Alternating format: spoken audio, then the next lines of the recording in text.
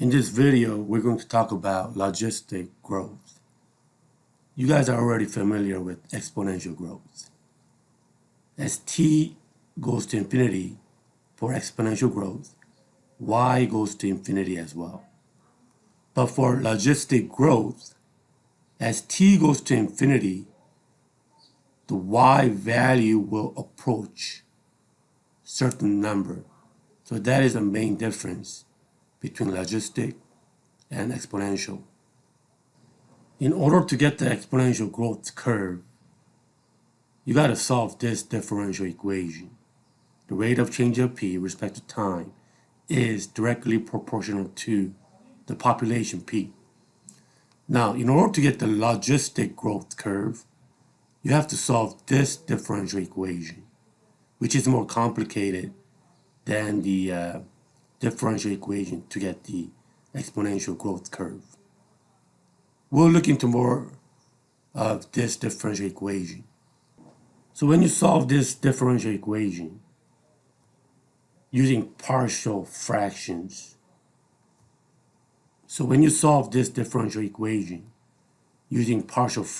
you'll end up getting this solution curve.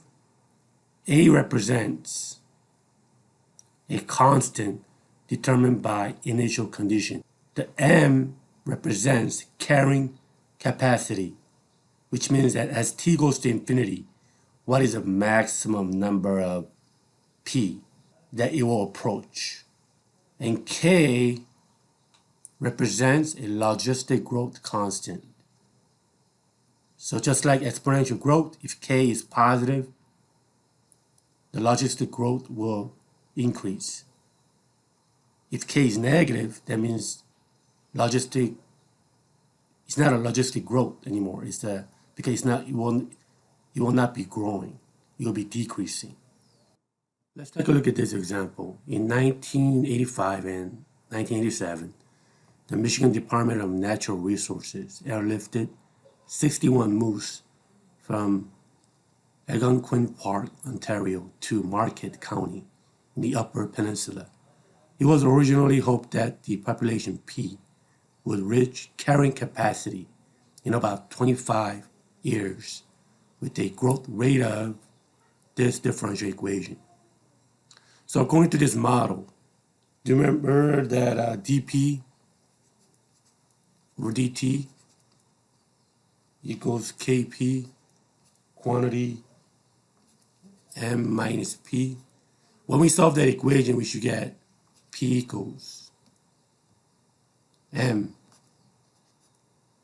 over 1 plus a e to the negative mk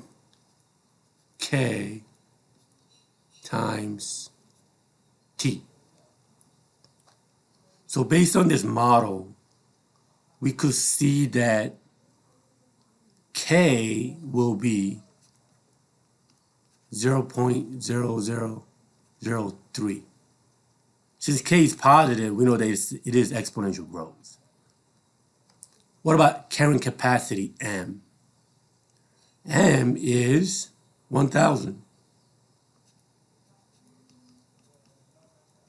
In order to find A, what we need is when t equals 0 in 1985, when t equals 0, the population of the moose was 61. So this will help us to find the value of A. So we got to do some work. So in order to find A, what we need to do is when t equals 0, our population is 61. So 61 equals 1,000. That was our carrying capacity, which means the maximum number of moose that it will reach is 1,000. So 1 plus a e to the 0. What is e to the 0? It's 1. So we need to solve for a here, so cross multiply.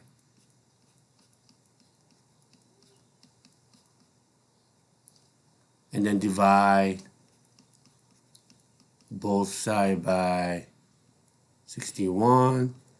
And you could, this is a simple equation, so you will know that A is approximately 15.393.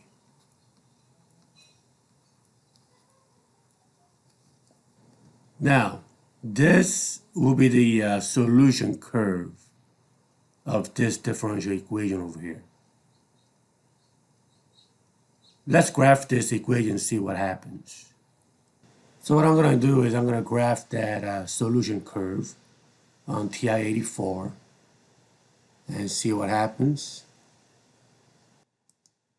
I mean, when you graph it, you get this logistic growth curve. You might have to change your windows. So I went from 0 to 30, and X scale I set as 5, Y min 0, Y max 1,200, because the maximum, the carrying capacity was 1,000. I changed Y scale to 100. So you get this logistic growth curve. Of course, the maximum that it will reach is 1,000. And notice, over here, it looks like the population grows the fastest. And it turns out that is going to be the half of the carrying capacity.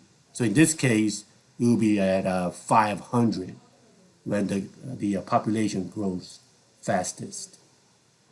On the AP exam, when they give you logistic growth problems, they don't expect to solve this using partial fractions. All you got to do is apply the formula.